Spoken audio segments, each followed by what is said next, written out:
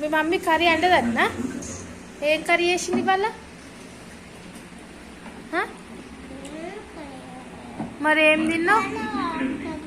కాదు కానీ మీ మమ్మీ ఏం కర్రీ చేసింది? అన్నం పెడతలేదు మీ అమ్మ? పెడతలేదా? 4 days 5 days అయిందా? 4 days. మరి ఏం తిన్నావు నువ్వు?